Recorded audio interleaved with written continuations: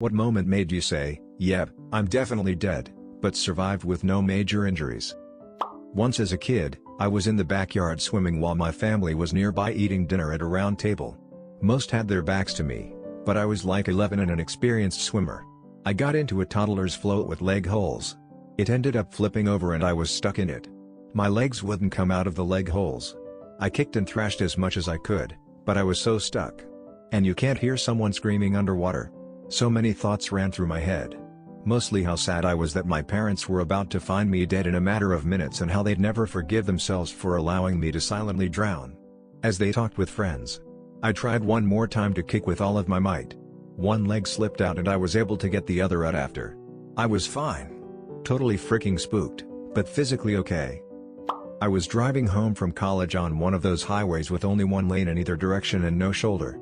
A guy in the oncoming lane didn't see me as I was in a small car. He thought he could pass 4 18-wheelers in one go and pulled into my lane going at least 90. There was nowhere for me to go. He flew off into the ditch to avoid hitting me head-on, likely did severe damage to his car, but I lived. For me, this is the scariest possible thing about driving. I can drive as well as I like, I can be as cautious as I want, I can go as slow as I want. Some idiot could still come flying out onto my side of the road going the wrong way and wipe me out, just like that. Happened to a family near where I grew up a couple years back. Some dude got messed up on drugs or something and started driving the wrong way down a highway just like this. He hit the family head on and they all died. He lived, though, as far as I can remember. Boyfriend finally woke me up shortly after we had fallen asleep in a small upstairs bedroom that had a smoldering fire. After we collapsed on the floor and couldn't find the door that was not even 5 feet away, we kept hitting walls and corners and started to not comprehend anything. After feeling like I was baking in an oven, I laid my head down on the floor thinking I'd never see my son again and how sad it was to die. It felt like eternity and felt very lonely. My boyfriend somehow found his phone on the floor, called 911.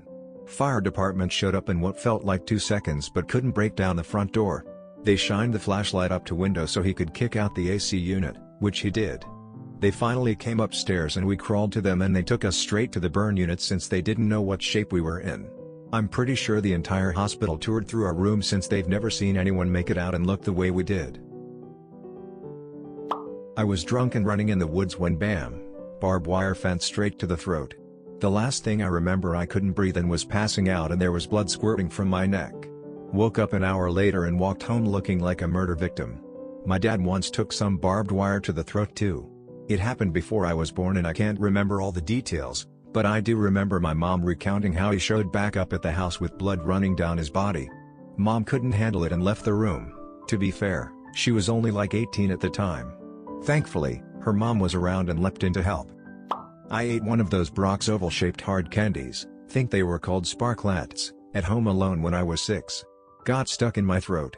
I stood there in shock for a few seconds as I started to realize I couldn't breathe.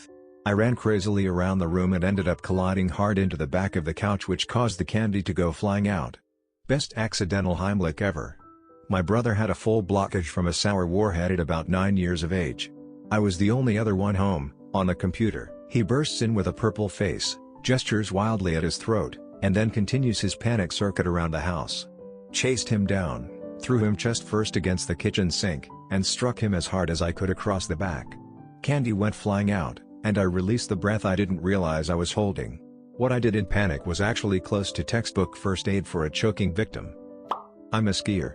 On a few occasions, I have caught an edge at a pretty high speed, 50+ miles per hour or more.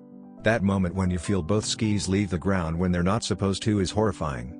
Somehow I've never had anything more than some moderate whiplash and a sprained wrist, knock on wood. Skier here too.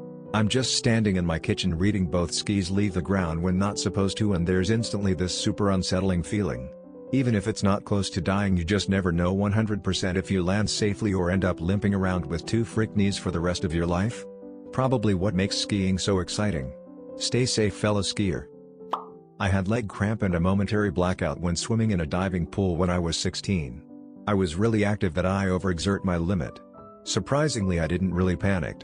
Just the dreadful thought, oh shit, I'm fricked. Funny thing is that I didn't really wingle my hands out of the pool panickingly like I usually see in the TV, just silently sinking. Good thing the pool guard on duty noticed me and went for my rescue by pulling me out. Really wish I thanked the guard more that he saved me instead of me cluelessly sitting outside the lobby after the accident. Every time my heart does the pinch thing and starts beating irregularly. The hood on my car came open at 60 on the highway and completely blocked my sight in heavy traffic. I panicked and jerked the wheel a little bit, which caused me to fishtail a little bit. I shit you not, my driver's education teacher's words from 5 years prior rang in my head to lean down and look through the space at the bottom of the hood. I pulled over and used some wire I found in the trunk to keep the hood closed. Anytime you close your hood, make sure it latches securely by pulling on the hood like you're trying to lift the front of the car off the ground.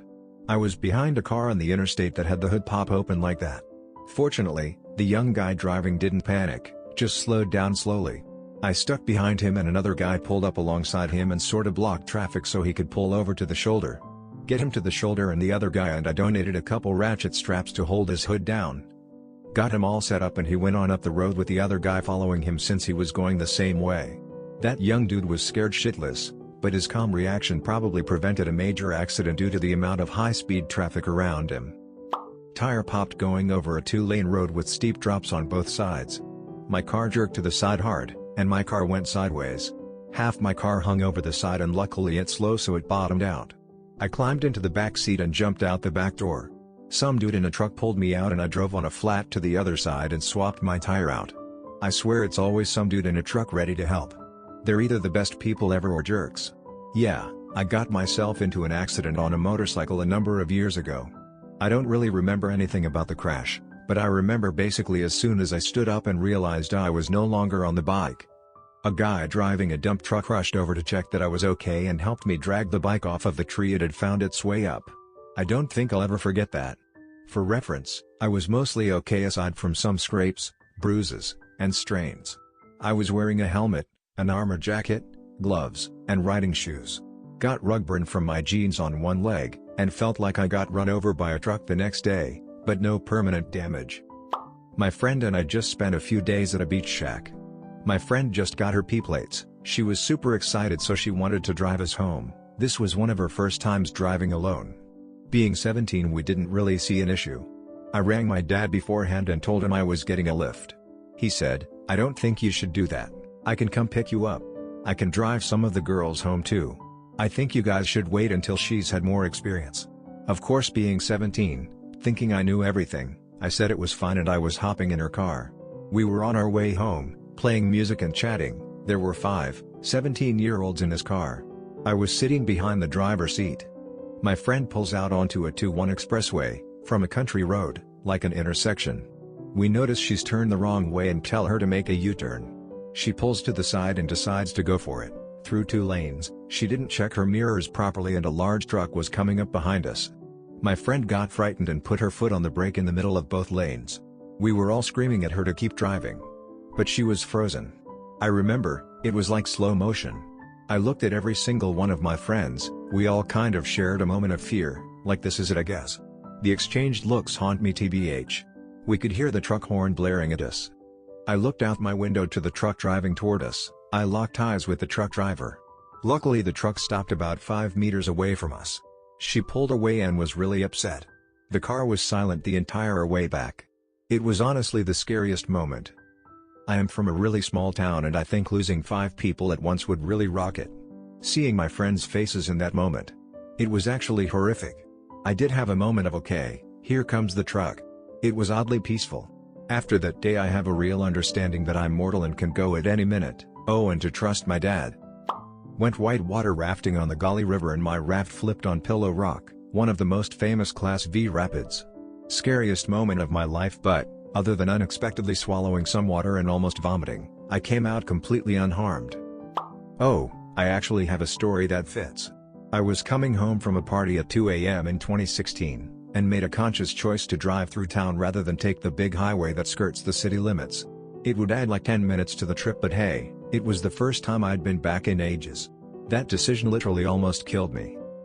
Not even 5 minutes after that, the 3-lane highway, really just a wide road, passed in front of a mall, and there was a signal light there. Well, some drunk idiot decided to turn right into the mall from the far left lane, and I was in the middle lane. I had absolutely no time to stop, so I slammed into the side of his car at 65 miles per hour. I remembered yelling shit. and trying to keep control of the wheels to get the car off the road onto the grass before I blacked out for a few minutes.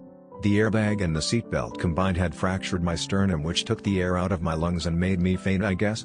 But it didn't feel like I woke up, more so like my vision came back into focus and I was aware. But those few moments I was still kind of conscious and in immense pain. Worst I've ever felt in my life. I hurt from the skin on the soles of my feet to my scalp. Every single inch was in pain and I was like, so I'm dead, this is my body telling me I'm dead. So when I came to, he'd hit me cause my car was fricked and the engine was as hot as standing in a fire. So I was convinced my car was about to go up. It didn't, so I tried to get out but the door was wedged shut from the crash and I started to panic. I put my back against the passenger seat and kicked the door over and over until it opened and climbed out. Every single police officer, EMT, and even the tow truck guy, took one look at my car and told me you shouldn't have walked away from that crash at all. The fact that all you have is a fracture and some lacerations is a literal miracle.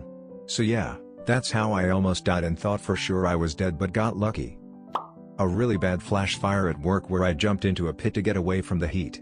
I saw the flames roll right over top of the pit. I thought for sure I was going to die.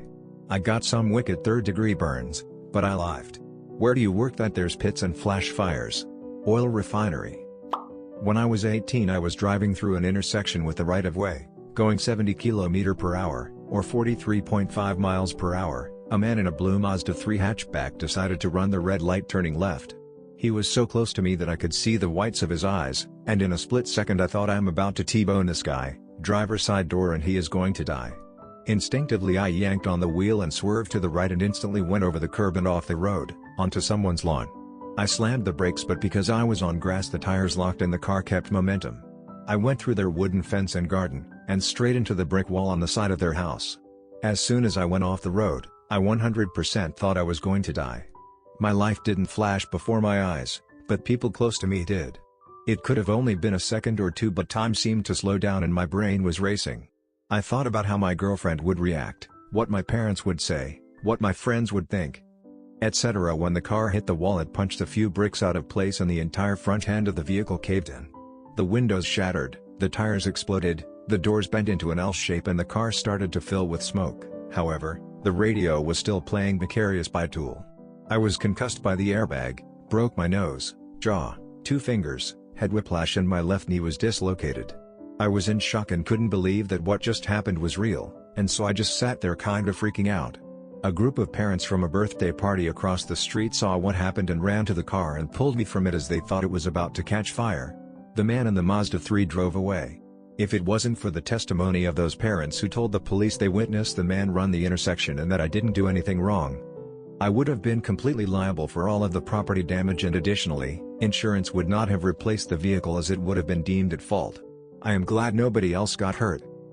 Parachute deployed but failed to open. That was one of those moments, then training kicked in. Cutaway failed shoot, deploy secondary. But for a brief moment life was about to be over in my mind.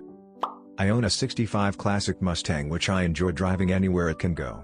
I once took it up a large mountain with a group of friends. The roads weren't steep or especially dangerous but there was danger present because of how high it was. We made it up the mountain with no issues and stopped at bar at the top where my friends got plastered. I didn't drink because I was the designated driver. Before I continue I need to clarify that the brakes on a stock Classic Mustang from the 60s era need to be primed before use. Basically, you have to hit the brakes twice before they work. On the trip down the brakes cut out and stopped working. I primed the brakes over and over but they didn't engage. The parking brake hadn't been working the past month and was going to be replaced that Monday. I soon lost control of the car and we started to barrel down the road. We turned a shallow right corner and saw a long road that ended with a sharp turn. At that moment I thought I was going to die and take my friends with me. They had no clue they were plastered in the back. Luckily the brakes re-engaged halfway down the road and we managed to turn the corner. It has been 4 months and I haven't touched that car. To this day my friends have no clue what almost happened. I lost control of my car as a teen, speeding on backcountry roads at like 3 a.m., unlikely to be other traffic at that time. I was doing about 70 miles per hour when my tire caught the edge of the road and I lost control. I was spinning around in the middle of the road and shit just waiting on a tree. Ended up just rolling backwards into a gully and getting stuck. No car damage or anything. Pretty crazy to say the least. 2 years ago I was sleeping in my then girlfriend's bed with her and her 2 kids. Around 3 or 4 in the morning I hear someone walking around in the room and open my eyes to see her ex-boyfriend, who she had left months ago but wouldn't leave her alone and let her leave him, walking to turn the light on. As he turns the light on I see him grab a gun from behind his back. At this point, I'm thinking that he is going to just turn and shot me and I am worried about the kids getting hit. I go to roll onto my back to get up and as I roll I get hit in the throat by his fist. I can't swallow for a few seconds and I think to myself I need to calm down and try to breathe before I panic. Once I realize my windpipe isn't crushed I sit up in the bed and tell the kids to go hide in the closest. At this point, he is screaming at me and I am barely awake. I get hit in the side of the head with the gun, try my best to move with it, and sit back up. Screaming continues, girlfriend is now screaming at him to leave and he hits me in the other side of the head. Once I sit back up again he points the gun in my face while screaming. He finally decides that it's not worth it or something and leaves through the door he broke in from, shoots off his clip into a field across the street, and him and his friend drive off. Cops get called and they get him not even an hour later. He is now in prison for 12 more years and I walked away with just a bad headache the next morning. I thought I was dead the moment I saw the gun and lucky no one was seriously hurt. The worst part of it all is the kids having to go through it and how many people tell me they would have beat his ass. Dude had at least 150 pounds on me and a gun. When I accidentally got drugged at a party because I drank the drink of a female friend, I left for home on my own and fell from my bike 5 times and landed in the bushes next to the road. I threw up everything I had inside me and was so disoriented that I couldn't get up anymore. I slept through the night in the bushes while it was 13°C out. And had multiple occasions where I thought I would die. Called emergency numbers multiple times but they wouldn't come and eventually got picked up by a taxi chauffeur that brought me home after laying in a wet bush for 8 hours. I couldn't leave my bed for 3 days after that. Only thing I'm happy about in that experience is that the female friend didn't drink it and got home safely. If you are watching this, hit the like button. Thank you.